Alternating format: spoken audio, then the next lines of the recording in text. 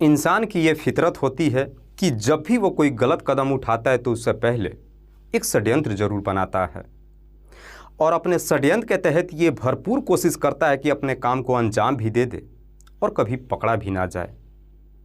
पर शायद वो भूल जाता है कि इंसान जैसा कर्म करता है एक न एक दिन उसे अपने कर्मों का फल जरूर मिलता है। दरअसल आज की कहानी में एक महिला अपने ख्वाहिशों को पूरा करने के लिए एक ऐसा प्लान बनाती है कि जिसकी वजह से वो हमेशा के लिए सलाखों के पीछे पहुंच जाती है। वाकई में दोस्तों, आज की जो कहानी है ये आपको भी सोचने और समझने पे मजबूर कर देने वाली है। नमस्कार, आदाब, मैं हसमुद्दीन और आप देख रहे हैं सफ़र क्राइम तक। दोस्तों, आज की जो सच्ची घटना मैं आपको सुनाने वाला हूँ, दरअसल ये घटना है राजस्थान प्रदेश के जयपुर शहर की। जयपुर का एक इलाका पड़ता है करधनी और इसी करधनी इलाके का रहने वाला है रोशनलाल यादव। रोशनलाल, जिसकी उम्र है लगभग 35 साल के आसपास, जो जयपुर में ही एक बैंक में मैनेजर पद की नौकरी करता है।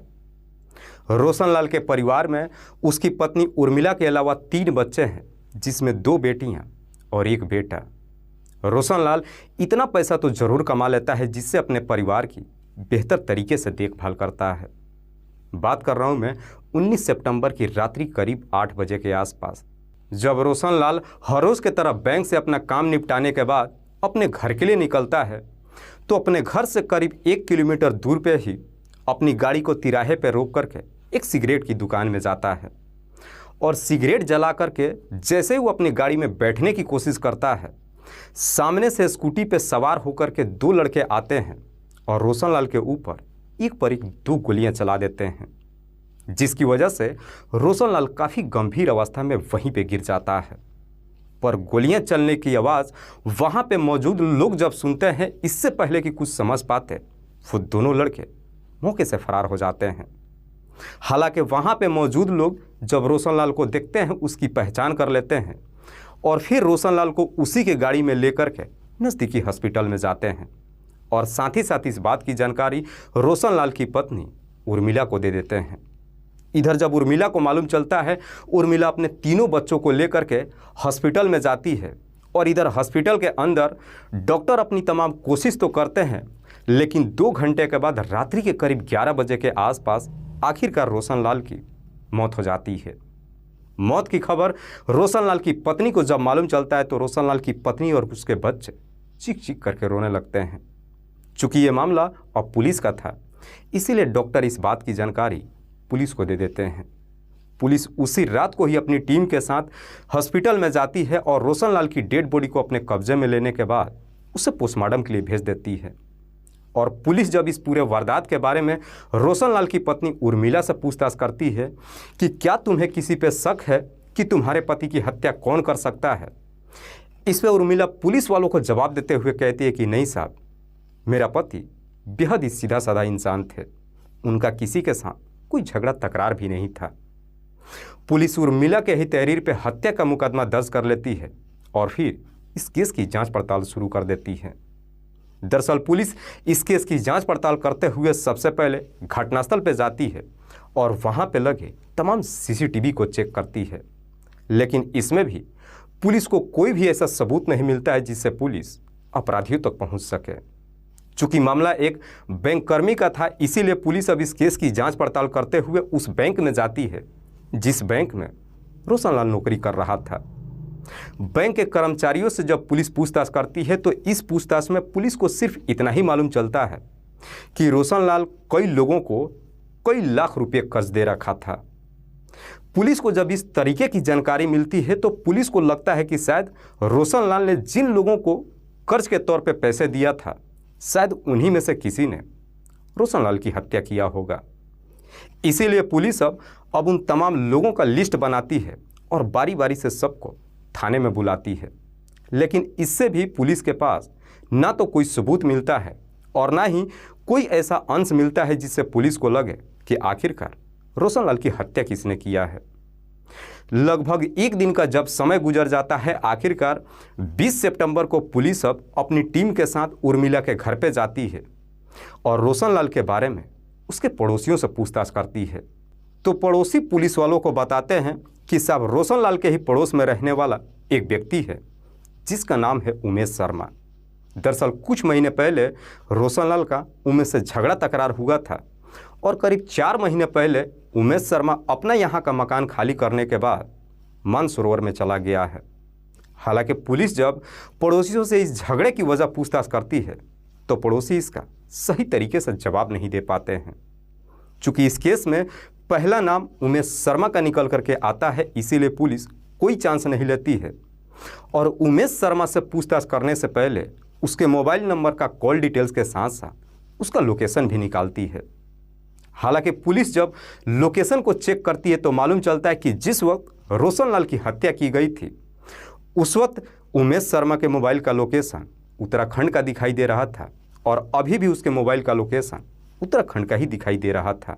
पुलिस को उमेश शर्मा की जब सारी डिटेल्स मिल जाती है उसके बाद से 21 सितंबर को पुलिस अपनी टीम के साथ उत्तराखंड में जाती है और वहां से उमेश शर्मा को गिरफ्तार कर लेती है। उमेश जिसकी उम्र है लगभग 30 साल के आसपास, जो ऑलरेडी शादीशुदा है। पुलिस जब उमेश को लेकर के थाने में आती है और जब उमेश से रोशनलाल की हत्या के बारे में पूछताछ करती है तो उमेश भी पुलिस वालों को जवाब देते हुए कहता है कि हाँ साहब, ये बात बिल्कुल सच है कि मैंने रोशनलाल से लगभग 5 लाख रुपये कर्ज लिया था, पर यकीन मानिए मैंने रोशनलाल की हत्या नहीं किया है। लेकिन इससे पहले ही पुलिस उमेश के खिलाफ कई सारे सबूत इकट्ठा कर चुकी थी। दरअसल पुलिस जब उमेश के मोबाइल नंबर का कॉल डिटेल्स चेक करती है तो मालूम चलता है कि जिस वक्त रोशनलाल की हत्या की गई थी उससे पहले भी, उस वक्त भी और उसके बाद भी उमेश शर्मा एक ही नंबर पे लगातार टच में आ रहा था और वो नंबर किसी और का नहीं बल्कि खुद रोशनलाल की पत्नी उर्मिला यादव का ही था। पुलिस जब उमेश शर्मा के मोबाइल नंबर का कॉल डिटेल्स उसके सामने रख करके जब पूछताछ करती है तो अब उमेश के सामने कोई रास्ता नहीं बचता है और आखिरकार मजबूर होकर के अपनी सच्चाई कबूल कर लेता है और साथ ही साथ पुलिस वालों से कहता है कि हाँ साहब, रोशनलाल की हत्या मैंने ही करवाया है, लेकिन उसकी हत्या करने के लिए मुझे किसी और ने नहीं बल्कि खुद रोशनलाल की पत्नी उर्मिला ने ही बोली थी। उमेश शर्मा जब उर्मिला का नाम लेता है उसके बाद से पुलिस अब उमेश शर्मा के ही तहरीर पे रोशनलाल की पत्नी उर्मिला को भी गिरफ्तार करके थाने में लेकर आती है और जब उर्मिला से उसके पति की हत्या के बारे में पूछताछ करती है तो आखिरकार उर्मिला भी अपनी सच्चाई कबूल कर लेती है और फिर उसके बाद से पुलिस उर्मिला के ही तहरीर पे 1-2 नहीं बल्कि 6 लोगों को गिरफ्तार करके लाती है। दरअसल इस कहानी की शुरुआत होती है घटना से करीब ठीक लगभग 2 साल पहले। चूँकि उमेश रोशनलाल के ही पड़ोस का रहने वाला था, इसीलिए दोनों के परिवारों के बीच में फैमिली फ्रेंड के जैसा रिश्ता था। इसीलिए दोनों के परिवार अक्सर एक दूसरे के घर भी आते जाते रहते थे। उमेश जब बार बार रोशनलाल के घर पे आना जाना शुरू करता है, इस वजह से उमेश और रोशनलाल की पत्नी उर्मिला के बीच में प्रेम प्रसंग शुरू हो जाता है और फिर उसके बाद से उर्मिला और उमेश दोनों एक दूसरे के इतने करीब आ जाते हैं कि आखिरकार इन दोनों के बीच मान मर्यादा की सारी सीमाएं भी टूट जाती है। हालांकि इन दोनों के बीच में जब इस तरह का रिश्ता कायम होता है, इस बात की जानकारी किसी को मालूम तो नहीं चलता है, लेकिन जैसे ही लगभग 1.5 साल का समय गुजरता है, कहीं ना कहीं इस बात की जानकारी रोशनलाल के पड़ोसियों को मालूम चल जाता है और एक दिन उड़ती हुई ये खबर रोशनलाल के कानों तक पहुंच जाती है। हालांकि रोशनलाल को जब अपनी पत्नी को लेकर सारी सच्चाई मालूम चलता है, इस वजह से रोशनलाल और उमेश के बीच में झगड़े तकरार शुरू हो जाता है और जब झगड़े तकरार शुरू होता है उसके बाद से उमेश शर्मा यहाँ का अपना मकान खाली करने के बाद अपने परिवार को लेकर के मानसरोवर में चला जाता है और वहीं पे रहने लगता है। हालांकि उमेश यहाँ से अपना मकान खाली करके चला तो जाता है, लेकिन इसके बावजूद भी उमेश और उर्मिला अक्सर फ़ोन के जरिए एक दूसरे से बातचीत भी करते हैं और जब भी मौका मिलता है मुलाकात भी कर लेते हैं। पर जैसे जैसे समय गुजरता है, इधर उर्मिला जब भी अब उमेश से मुलाकात करती है, उमेश के ऊपर दबाव डालने लगती है कि तुम मेरे पति को हमेशा के लिए इस दुनिया से हटा दो और फिर हम दोनों शादी कर लेते हैं। दरअसल उमेश जो कि रोशनलाल को मारना चाहता तो नहीं था, लेकिन उमेश ने भी रोशनलाल से करीब 5 लाख रुपये कर्ज लिया था उमेश ये सोच करके उर्मिला के ये काम करने के लिए तैयार हो जाता है कि अगर वो रोशनलाल को इस दुनिया से हटा देता है तो उसे 5 लाख रुपया देना भी नहीं पड़ेगा और फिर उसे उर्मिला से मिलने में कोई परेशानी भी नहीं होगी। जब उर्मिला के ये काम करने के लिए तैयार हो जाता है, उसके बाद से अब उमेश रोशनलाल को इस दुनिया से हटाने के लिए एक प्लान बनाता है और साथ ही साथ जा कर के अपने खुद छोटे सगे भाई राहुल से मुलाकात करता है। राहुल जिसकी उम्र है लगभग 26 साल के आसपास, जो जयपुर शहर में ही अपना एक छोटा सा बिजनेस करता है, लेकिन राहुल का ये बिजनेस कुछ बेहतर तरीके से नहीं चल रहा था, जिसकी वजह से वो कर्ज में डूब चुका था। उमेश जब अपने छोटे भाई राहुल से मुलाकात करता है तो रोशनलाल को इस दुनिया से हटाने के लिए उसे 4 लाख रुपया देने का वादा करता है। चूँकि राहुल भी मजबूर था, इसीलिए पैसों की खातिर रोशनलाल को इस दुनिया से हटाने के लिए वो तैयार हो जाता है। उसके बाद से उमेश अपने भाई को 4 लाख रुपया दे देता है। इधर राहुल को जब 4 लाख रुपया मिल जाता है, उसके बाद से राहुल उत्तर प्रदेश के फिरोजाबाद में जाता है और वहाँ से 3 सुपारी किलर को हायर करता है, जिसमें से एक का नाम है शिवकांत, दूसरे का नाम है पप्पू कश्यप और तीसरे का नाम है विष्णु कश्यप। और इन तीनों को रोशनलाल को मारने के लिए 50,000 रुपये भी देता है और 50,000 रुपये में इस डील को पक्का कर लेता है। जब सारी डील पक्की हो जाती है, उसके बाद से राहुल इन तीनों को जयपुर में बुलाता है और लगभग 2 दिनों तक इन तीनों को एक होटल में ठहराता है और 2 दिनों तक ये तीनों रोशनलाल की रेकी करते हैं। और इस रेकी की पूरी जानकारी खुद रोशनलाल की पत्नी इन तीनों को उर्मिला ही देती है। हालांकि ये तीनों जब 2 दिनों तक आकर के जयपुर शहर में रहते हैं, इन तीनों को मालूम चल जाता है कि रोशनलाल को राहुल नहीं मरवाना चाहता है, बल्कि उसका बड़ा भाई उमेश शर्मा मरवाना चाहता है। और उमेश शर्मा एक मोटी हकामी है। जब इन तीनों को मालूम चल जाता है कि उमेश शर्मा के पास अच्छा खासा पैसा है, अब ये तीनों 50,000 रुपये में इस काम को करने के लिए तैयार नहीं होते हैं, बल्कि राहुल से अब 15 लाख रुपयों का डिमांड करते हैं। चूँकि इधर उमेश अपने भाई राहुल को 4 लाख रुपये दे चुका था, राहुल भी उसमें से 3.5 लाख रुपया अपना कर्ज वापस कर चुका था और 50,000 रुपया इन तीनों को दे चुका था। जब ये तीनों 15 लाख रुपये का डिमांड करते हैं, राहुल देने के लिए तैयार नहीं होता है। उसके बाद से ये तीनों वापस उत्तर प्रदेश चले जाते हैं, जिसकी वजह से ये काम नहीं हो पाता है और समय यूं ही गुजरने लगता है। पर जैसे जैसे ये समय गुजरना शुरू होता है, इधर रोशनलाल की पत्नी उर्मिला एकदम से बेचैन हो जाती है और उमेश शर्मा के ऊपर दबाव डालने लगती है कि तुम मेरे पति को जल्द से जल्द इस दुनिया से हटा दो। जब उमेश के ऊपर दबाव डालने लगती है, उसके बाद से अब उमेश भी अपने भाई राहुल के ऊपर दबाव डालने लगता है कि या तो तुम मेरा काम कर दो या फिर वो 4 लाख रुपया मुझे वापस कर दो। चूँकि इधर राहुल के पास वो 4 लाख रुपया भी नहीं था, इसीलिए राहुल चाह करके भी वो 4 लाख रुपया अपने भाई को वापस नहीं कर सकता था। उमेश अपने भाई के ऊपर इस प्रकार से दबाव देता है कि आखिरकार अब राहुल भी मजबूर होकर के अपने इस षड्यंत्र में अपने सगे भांजे मनीष को शामिल कर लेता है। मनीष जिसकी उम्र है लगभग 22 साल के आसपास, जो मूल रूप से हरियाणा प्रदेश के फरीदाबाद शहर का रहने वाला है, लेकिन इस वक्त वो जयपुर शहर में आया हुआ था। 15 सितंबर को उमेश अपने दोस्त महेंद्र प्रताप के साथ उत्तराखंड अपने साले आकाश के पास चला जाता है और फिर अपने षड्यंत्र के तहत अपने साले के साथ ही रहता है।